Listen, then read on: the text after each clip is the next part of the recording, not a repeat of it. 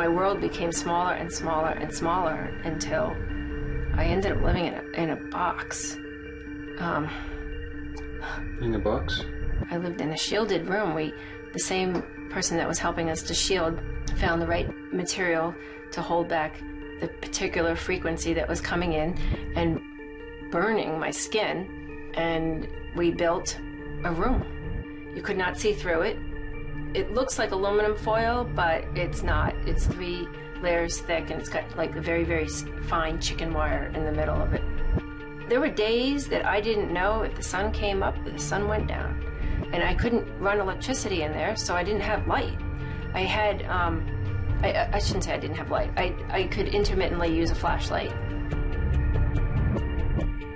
When Christmas came around, we had Christmas inside the silver room, as we like to call it, which, you know, depending on how you look at it, could have been really sad, but we made the best of it.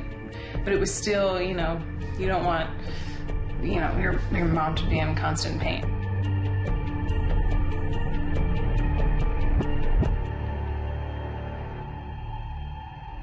Having Christmas in here meant a lot to all of us, because there were so many events, so many school events, so many things that my wife could not do. She even missed our daughter's graduation from college. It was 3-4 hours away. She couldn't take the drive, and she couldn't stay overnight. Living in a shielded room or living in her car during the day somewhere in the neighborhood where it's safe. And, you know, it's the kind of thing you don't really tell people because, 1, they'll think you're crazy. 2, they definitely won't understand. And it's, why bother?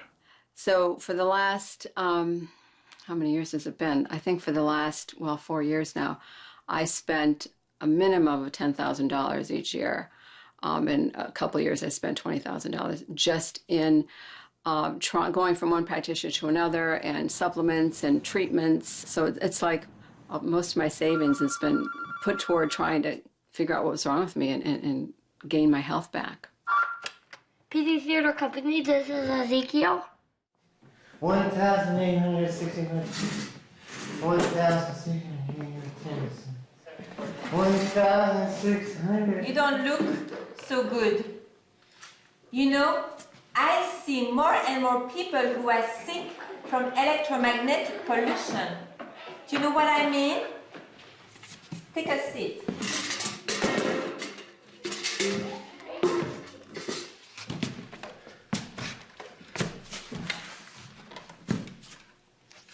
This is a corded phone. It uses a cord so that we can hear the voice.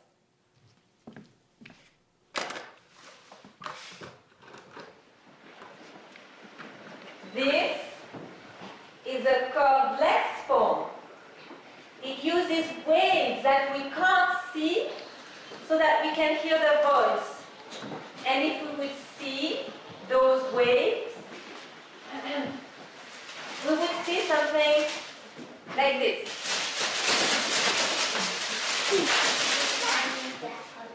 And if we would hear those waves, we would hear something like this.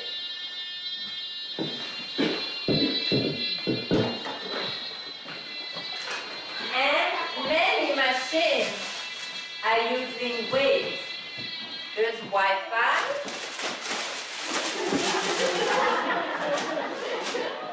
There is Bluetooth. Antennas.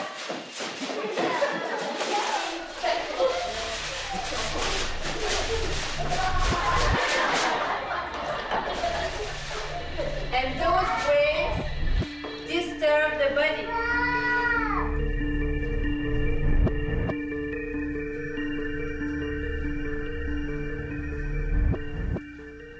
Can you tell please about your connection to electrosensitivity? I'm going to cry. Okay. So. You start off with the crying and then we'll move on from there. Yeah. So then you can't. Okay. So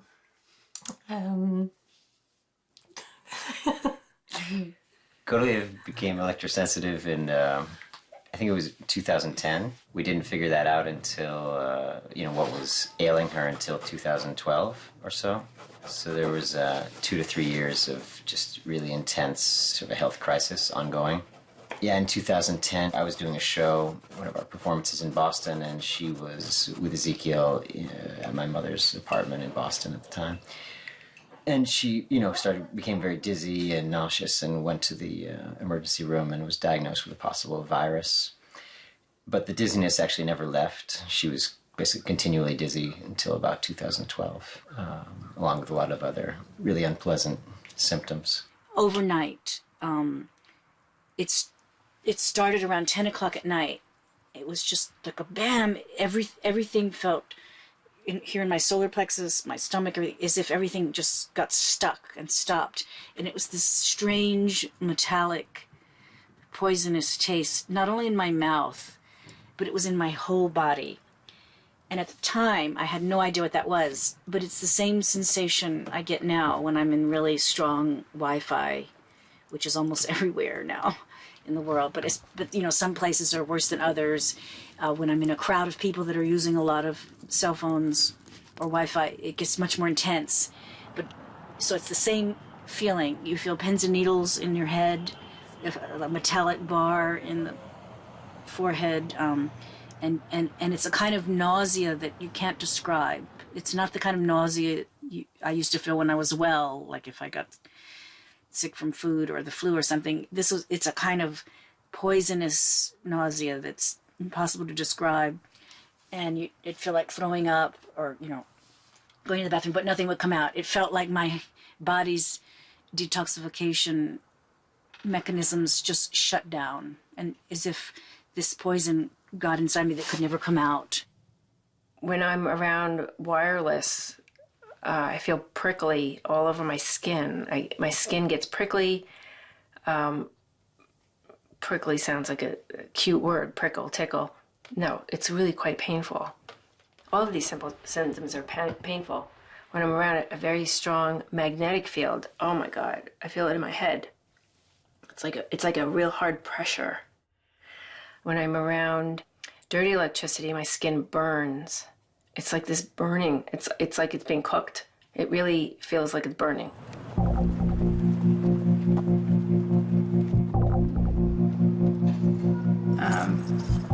Just all sorts of, just muscle weakness, like just feeling a little foggy and kind of, the room is spinning. And, I remember at the worst of it, how are you supposed to live if everything around you is spinning all the time? Like, I don't even know how she did it for so many years. We were out one time. My brother was getting his Eagle Scout award, and so we went out, and someone was texting someone behind her, and she knew exactly what was happening based on where it was. Well, there are a variety of studies that have been done, and it's worth sort of looking back at them.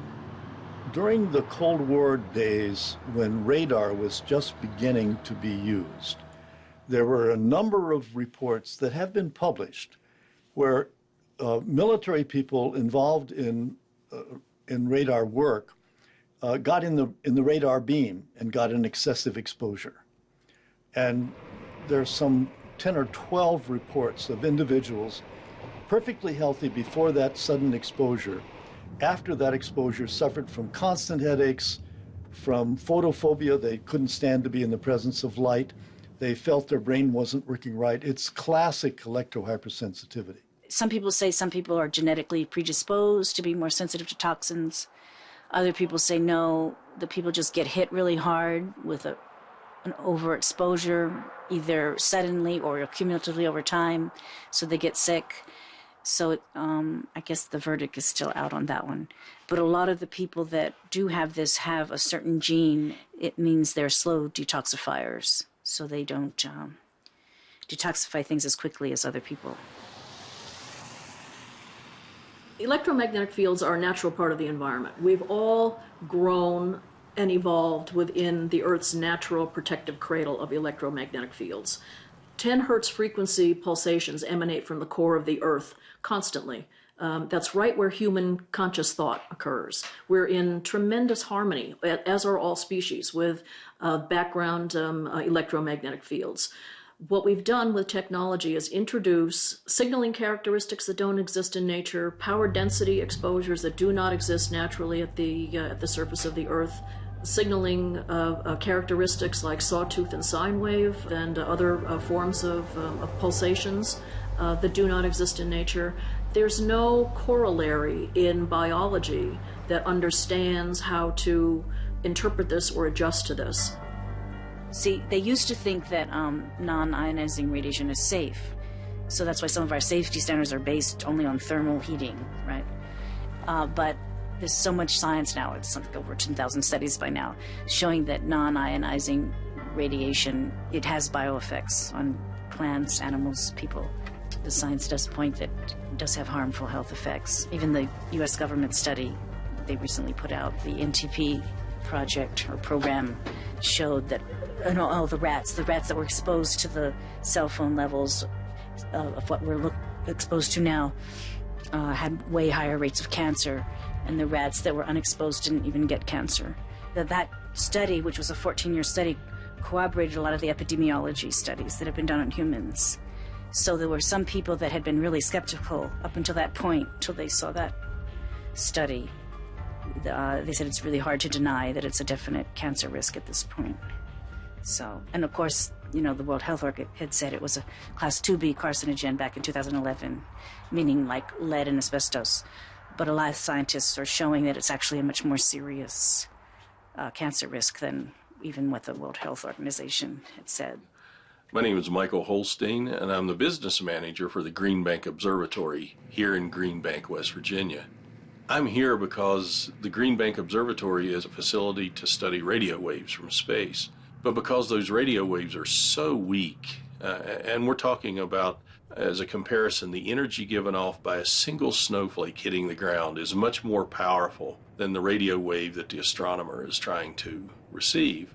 So Green Bank, the observatory is here in this very rural area, in a very rural county within the state of West Virginia called Pocahontas County, because there wasn't a lot of people here. There wasn't a lot of man-made interference. In 1958, the federal government created the National Radio Quiet Zone. It's the only one like it in the world. But it protects us against fixed-base licensed transmitters, so things like radio towers or TV towers or radar installations that broadcast. And of course, in the 50s, when they were created, there wasn't a lot out there. But in the last 15, 20 years, wireless technology has just simply exploded. And so the quiet zones also protect against interference from cell phones. So in this area, you don't have cell service. People don't have a lot of the technologies that exist elsewhere. And for that reason, people with electromagnetic hypersensitivity have found that Green Bank has sort of become a focal point for their lives. Hi, Jen. What is Green Bank? What is Green Bank? What is Green Bank? I saw an Eastern European doctor in New York City, and he's kind of a big shot in the alternative medicine field. And he knew all about electromagnetic sensitivity, had protocols to treat it as such. So I asked him, do you know where Green Bank is? Do you know what happens in Green Bank? And in his accent, he went, what is Green Bank? What is Green Bank? So, like it was a thing. So Jennifer loves that story. Where to start? So about when I was 25, I was living in London in the UK.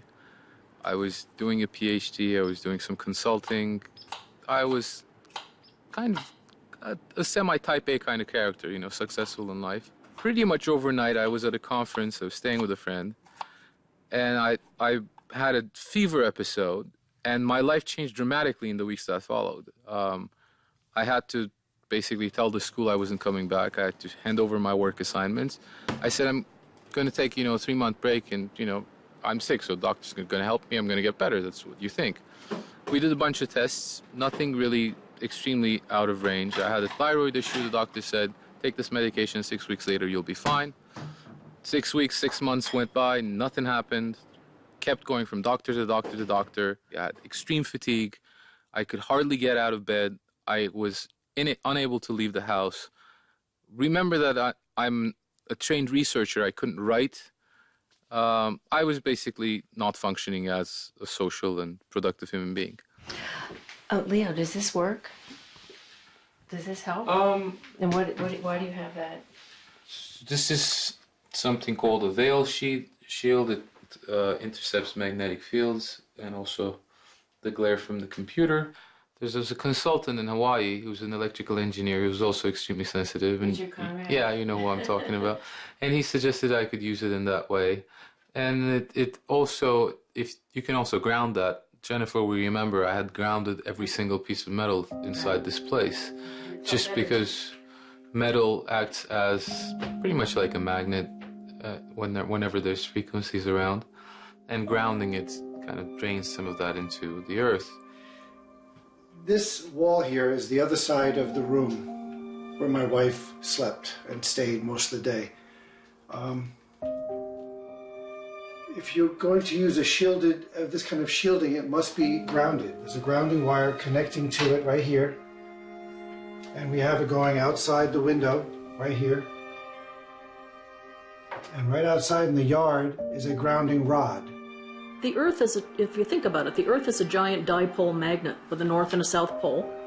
Everything that has evolved in nature has evolved in harmony with background electromagnetic fields. Now, that when I say everything, I really mean everything. It's not just us, it's other species as well. We are entrained with the Earth's natural fields. Entrainment is a phenomenon that happens, think of it the way when a mother and a child sleep together and their breathing rates synchronize. That's classic entrainment. We are entrained with the Earth's natural fields.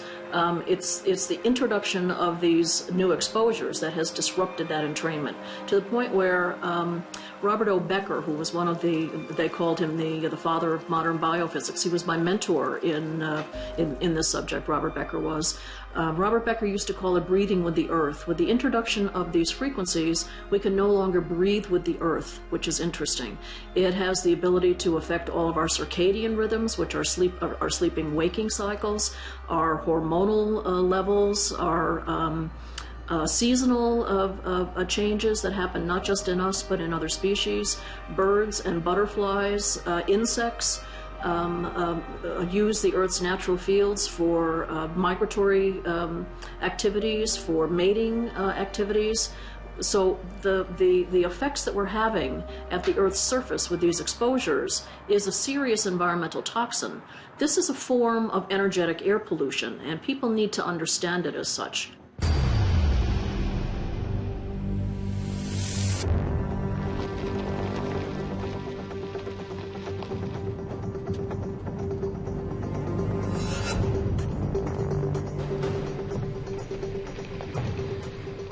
Already here? Yeah, so this is my spot. This is where I come to recoup. Sometimes I come for 48 hours straight. And when I'm here, I feel the same way I used to feel in the 70s and 80s. I feel completely normal. Every single symptom is completely gone.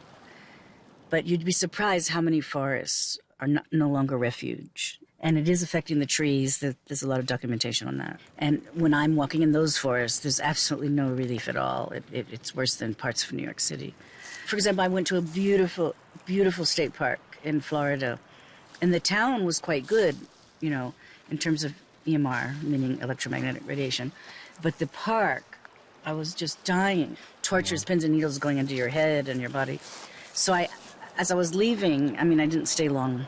It was a beautiful park. I asked the ranger, or the lady at the, center, I said, do you by any chance have Wi-Fi here? And she said, oh, no, we have a Zigbee wireless system, for tracking everything. And I said, oh, thank you. It feels so good. I can't put into words how it feels, but it just feels like, yes, this is how it should be. It's as if my body knows. This is how it should be. And it's been like this for thousands of years.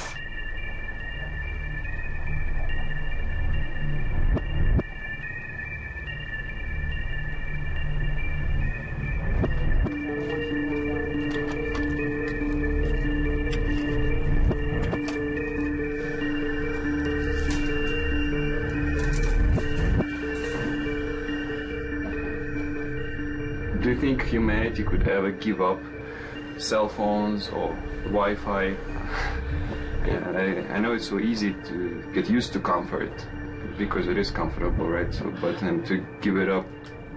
That's an extremely interesting question, an interesting concept, because, and I'll go back 15 years. 15 years ago, we wouldn't even be having that discussion because it didn't exist, and no one knew that they were missing out on anything. The extremely quick influx of wireless devices into people's lives has almost just taken over. It is a convenience. That's what it is, you know, a comfort, a convenience. And it's interesting to watch people from outside of this area come into the area for even a short period of time and feel the burden of constant connectivity being relieved from them. You know, they enjoy the fact that they're not constantly being pinged by their cell phone, you know, or their email or Facebook or whatever it might be. We don't have that issue here. I haven't spent the last 15 years being addicted to it and then having to withdraw from it. I just don't have it. And generally find it quite rude when I go elsewhere and people are constantly on that instead of interacting socially. This is a RF meter. This will pick up radio frequency microwave. So I wanted to show you that the background level here is 3.6 millivolts per meter. Just to give you an example, most suburban areas probably have a background level of about 400, maybe in certain hotspots you could be several thousand. The background level of certain kiosks that are going up in Manhattan, there's 7,500 wireless kiosks that are being positioned throughout the 5 boroughs, and the background level right now is 20,000 microwatts.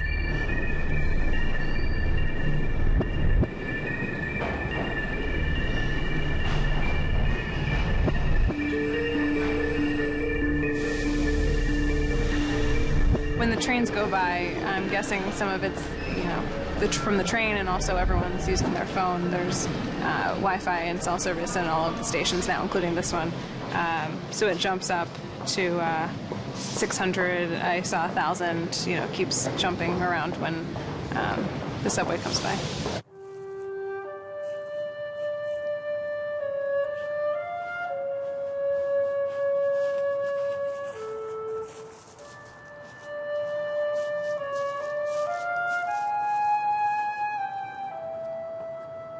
So this is my cabin. I built this part later.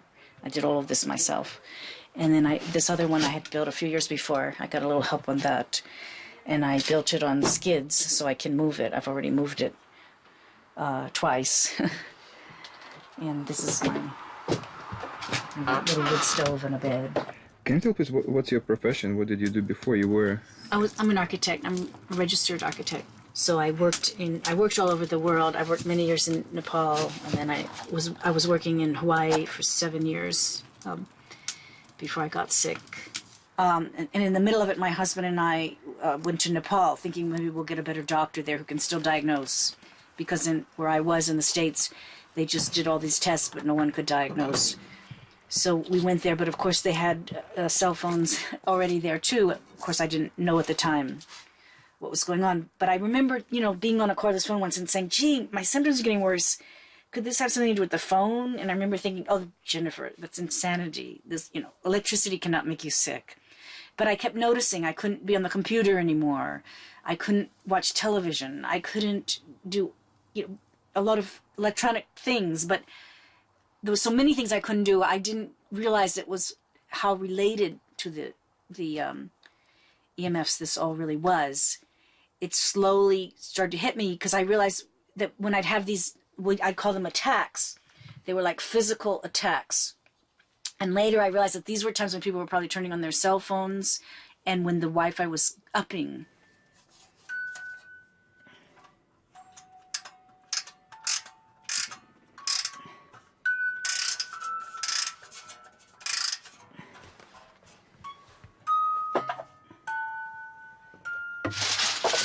And this is a book on people that have gotten ill from EMR. See, this man is electrosensitive.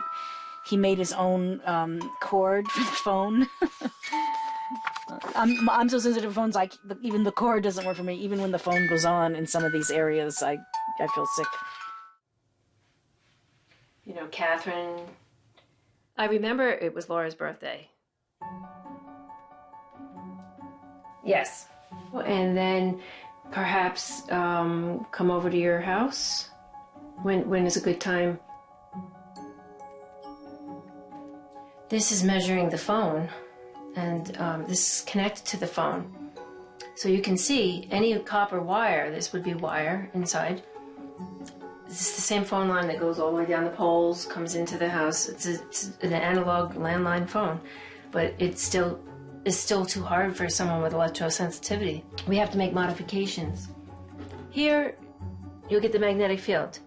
Now, on this side, it stops. Why does it stop? Because there's no wire in here. This is an air tube. All it is a tube. The reason I have a pen attached is because I was holding this, and I was going, my fingers would start to tingle and get numb because of that magnetic field. So I just happened to use a plastic pen. And then here's the air tube, and I have no magnetic field. And this is a microphone, and I speak into the microphone. Sometimes I hold this, and sometimes I don't. And I can spend quite a long time on the phone this way. But I do have to hold this away. Otherwise you can't speak on the phone, right? No.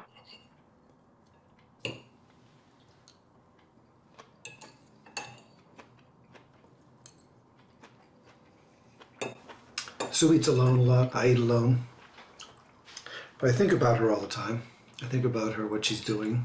If she's not home, I'm glad, because that means she's hopefully with some other people, doing something, having some fun.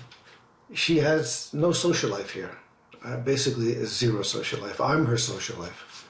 But in Green Bank, she's got friends. She goes to dinners. She has a social life in Green Bank. Here, she has nothing. Do you ever get that feeling where it feels like an ice pick? Like right in the back of your head, like yeah, something like that. Same type of thing. I had the feet, I had the heart, same thing. But the nerve pain was disturbing. That, I don't know. It's just crazy. Why should we have to live like this?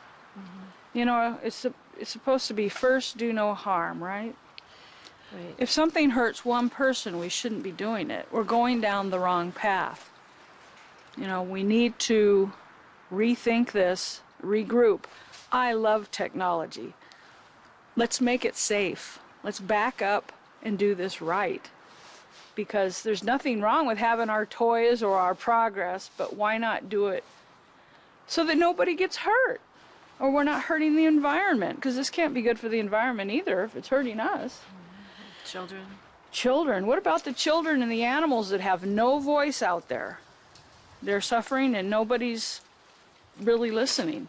There are many other issues, and the one that is that I've been very much involved in has been electrohypersensitivity in children, which is reflected primarily by headaches, by a sense of having brain fog, of not being able to learn well. I'm presently involved in a legal case in Massachusetts of a 9-year-old child whose school refused to provide him with a room that was free of Wi-Fi. When he's present for several hours in rooms that have multiple routers and multiple wireless laptops, he develops severe headaches and often will develop nausea and even vomiting.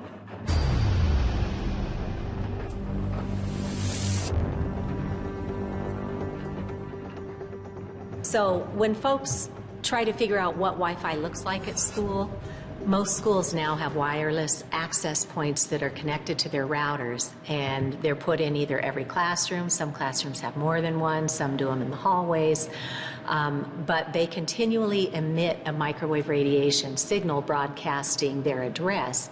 Whether there's even anybody in the classroom, it continues all day, all night. And so In this classroom, even though we have the sign hanging in our walls, we have not turned off the wireless access points. And so we see that the acoustometer is already going into the levels where we have thousands of studies all over the world showing biological effects. And that wireless access point up there just continues all day with our students in the schools. I couldn't go to school at this day and age. I don't feel well just being in the building. I don't feel well in a lot of places, but in particular, I can really feel myself reacting here and just getting wiped out. I just saw a sign on one of the classrooms that said, nut allergy zone, no nuts. And it's sort of like this EHS issue has the potential to become very similar. Right. But we can create white zones. We can create clear spaces where people who are sensitive don't get exposed. But we should really, as our world experts advise us to do, try and turn it off, because even if you don't feel it today, that cumulative effect on our system over the years can help you to develop things like Alzheimer's and autism coming onto the spectrum a little later in life.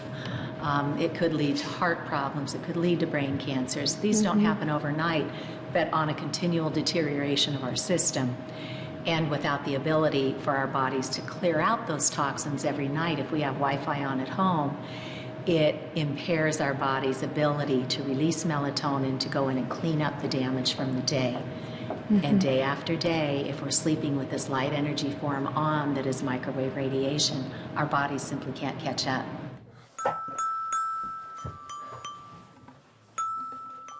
This is a song that the clown sings actually with the neighbors, because the neighbors are also having sleeping problems. The insomnia and sleep disturbance is one of the most common symptoms of wireless exposure.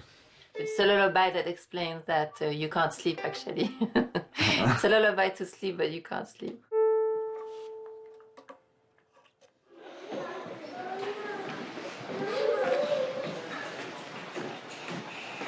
Yes.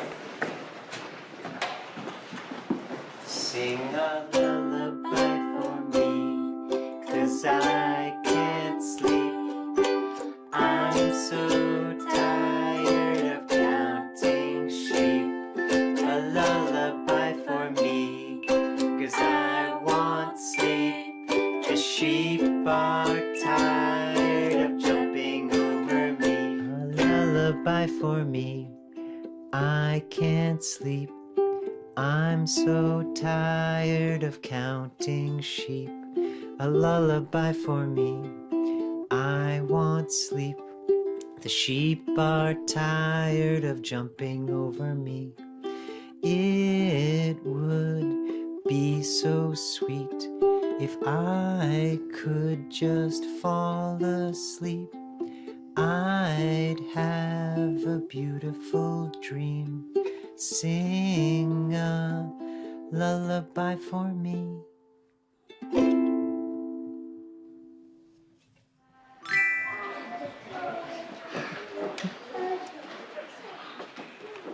These tuners, underneath this aluminum foil is a metal bar that's been zapped specifically with the frequency of natural light.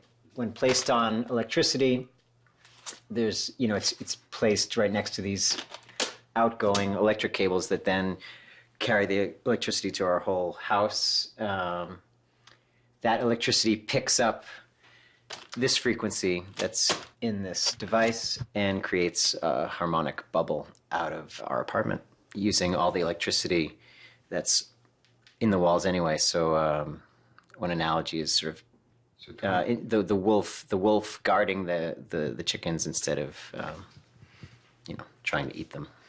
It's harmonizing the electricity, so it actually takes care of dirty electricity issues as well as protecting from outside sources of microwave radiation. This may look like a typical spare bedroom, but it's really anything but.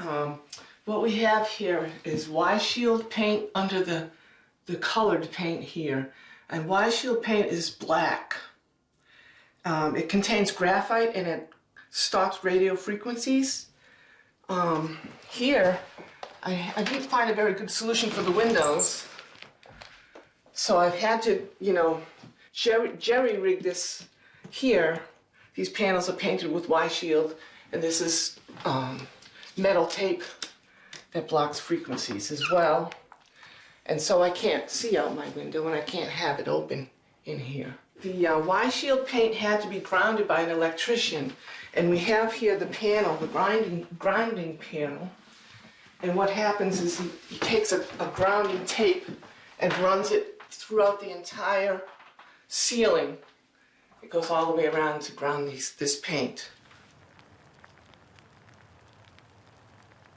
But now I feel good in general, and if I go out, maybe the first symptoms that I would have is like agitation, trouble thinking, trouble talking, you know, saying wrong words, and then if it gets really bad, after a while I get dizzy, and then I would have insomnia,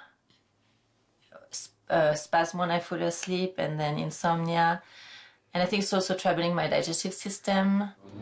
Okay, that's one of the first things I do when I walk in the house. Turn the refrigerator off. I keep the food packed in a freezer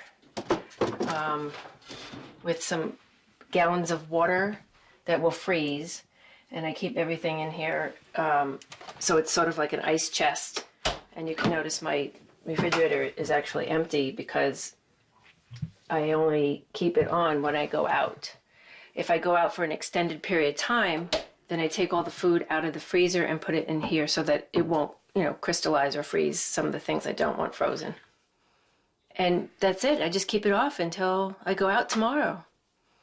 I just keep the refrigerator off. And just because you can't stand... Oh my God, the motor drives me insane. It's just, the motor is very difficult to deal with. It creates a very, very high magnetic field. There were many things we had to do here. These power lines along here were too close. And so I had to have them put underground. I had to have it trenched and put underground. And the wires you see here, those are just the phone and the fiber optics. So the power lines aren't close to the house any longer, and also the power lines that come to the house are underground. They were just too close, and it causes problems. And that's another thing I should tell you. It's so weird because this took a few years. I started having trouble with that, and then I noticed the towers were getting worse. It seemed like I was having more trouble. It was just weird. And for a while, I didn't even know there was other people having this trouble. Last January, here I'm in the place that's temporary, that's my, quote, safe zone, and I'm having trouble now with the refrigerator and the furnace. I never had trouble with those. Every time they kick on, I could feel them. And I had never had trouble with that before. So it's like it snowballs. It's like your cup fills, and then you start having trouble with everything. So I thought, my gosh, what am I going to do now? So I knew once I got here, because this came with an electric furnace. I thought, I'm not going to be able to use that. It'll fry me. So I thought, my boyfriend and I did research, and we found out that there was propane heaters that aren't run by electricity. And also we found a refrigerator that was just not run on electricity. It's just run on propane. And so I was able to get those and install them here. These are notes from my wife. She's in Green Bank, West Virginia. And these are Valentine's notes. Just notes that she sends me in the mail. I love it. And I put them up here, of course. There's a picture of her and our kids. This is a picture of her and our kids when we were younger. And I like to look at them every day. It just helps keep me connected to her, even though we're 8 hours away. And you go once in 2 weeks? Every 2 weeks, I drive down and I stay for either a short weekend or for longer, depending on my work. I have responsibilities here in New York. I still cannot just leave, up and leave. You have to work, right? I do have to work. And I'm not ready to retire yet. Oh, tired.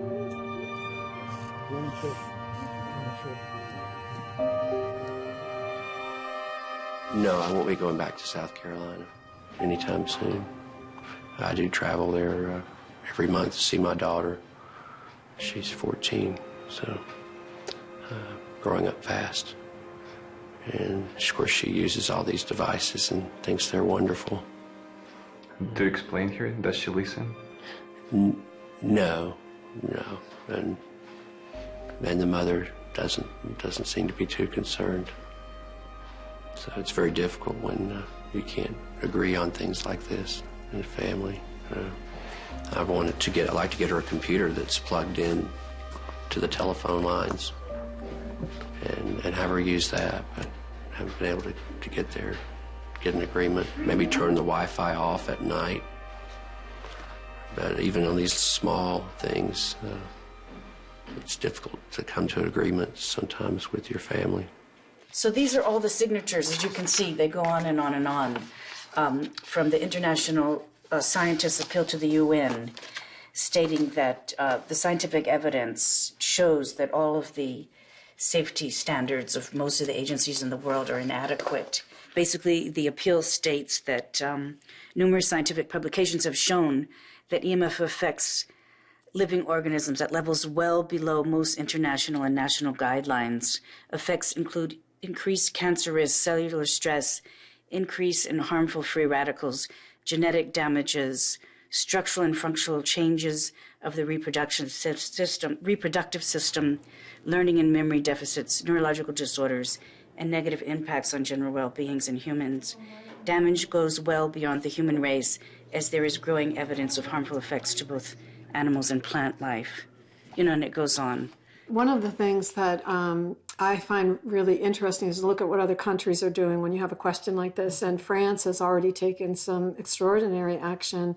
I think after the European Union failed to take action, France decided to be more proactive. And so I believe they prohibit Wi-Fi in kindergartens and in the primary schools, or are restricting it. And then in the upper levels, recommending to turn on to download and then turn it off. But in any event, they're moving in that direction to reduce the exposures of children.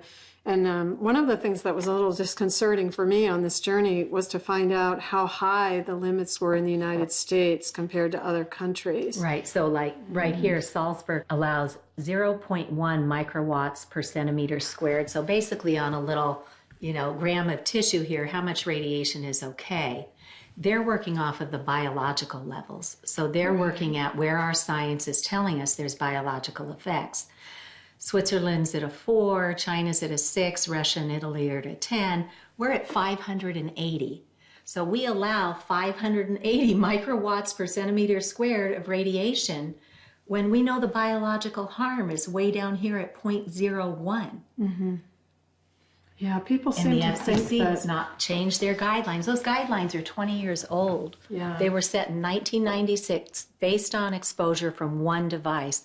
So we don't even have any standards at all. These are just guidelines, and we certainly don't have anything that represents how we use technology today.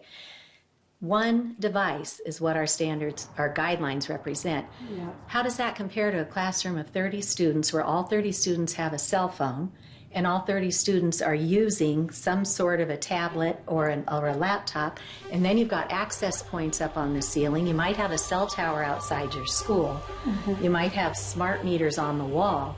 We don't have any regulation around that, and we are just continually bathing our citizens in this microwave radiation. And now the industry, no sooner did the National Toxicology Program find DNA damaged brain and heart tumors than Tom Wheeler, who's our exiting FCC chairman, turned around and pushed to get 5G spectrum allowed. That's 5th generation technology that would put poles in our neighborhoods at street level with these antennas on it every 4 to 12 houses so that they can carry bigger quantities of data faster. But and it's a fine line. You have to, you can't wrap it so much that it doesn't transmit out to the street, because then the water department would not be able to take a reading. Okay, so that's the water meter.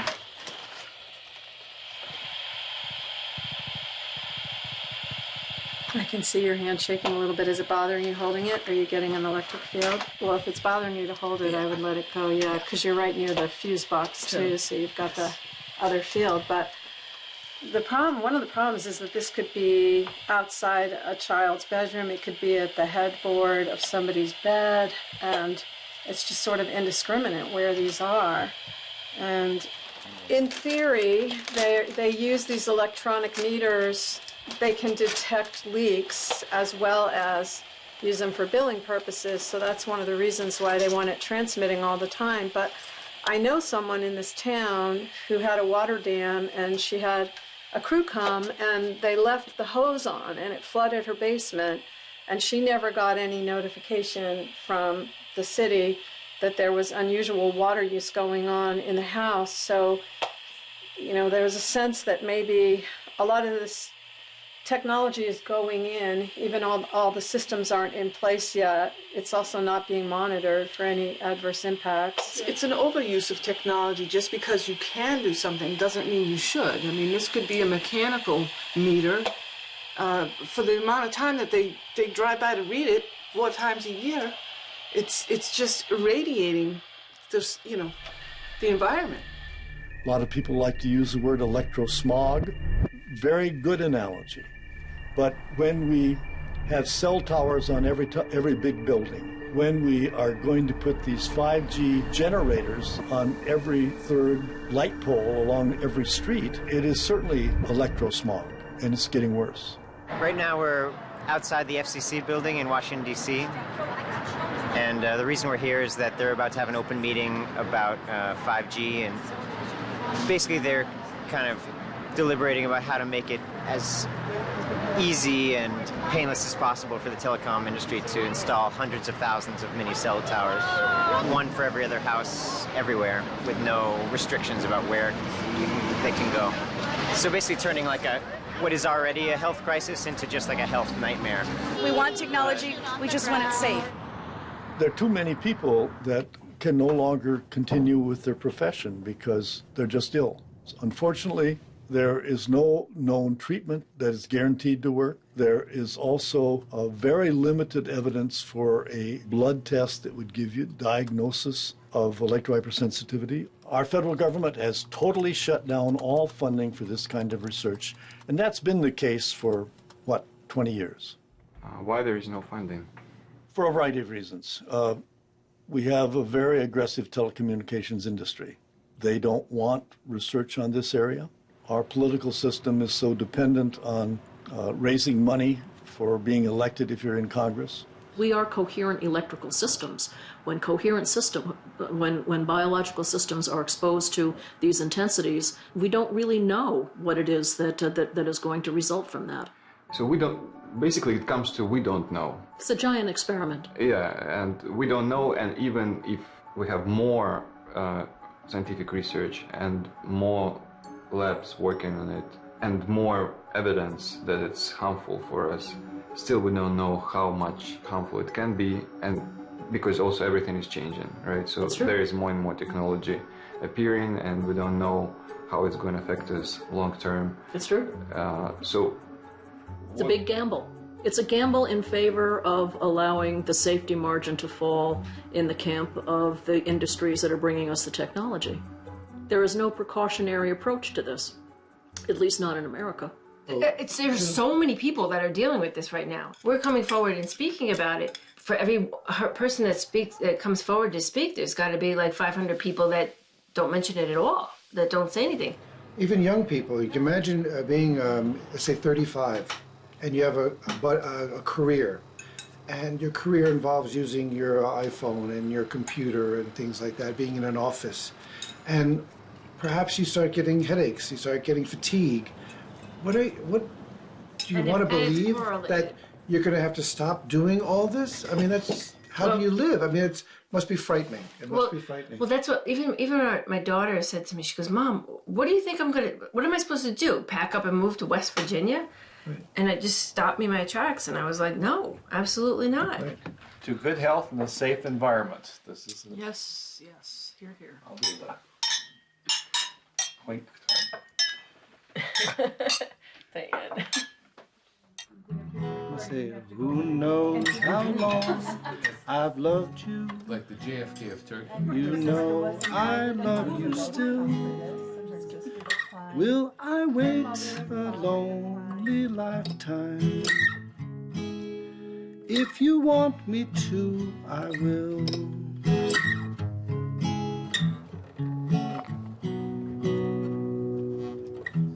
So when at last I find you, your song will fill the air. Sing it loud so I can hear you.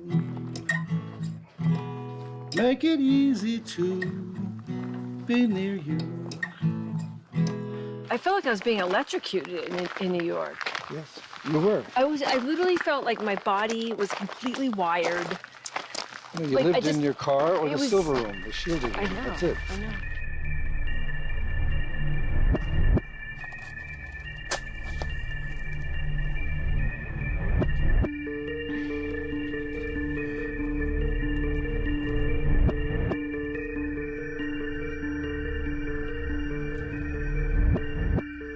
Oh yeah, that's another thing. According to the rat studies, they exposed the rats. In 3 generations, there was total sterility. So some scientists, like Ole Johansson, say if we keep exposing ourselves to these levels, there could be total sterility in humans in 5 generations. So if that's true, we can just all go out like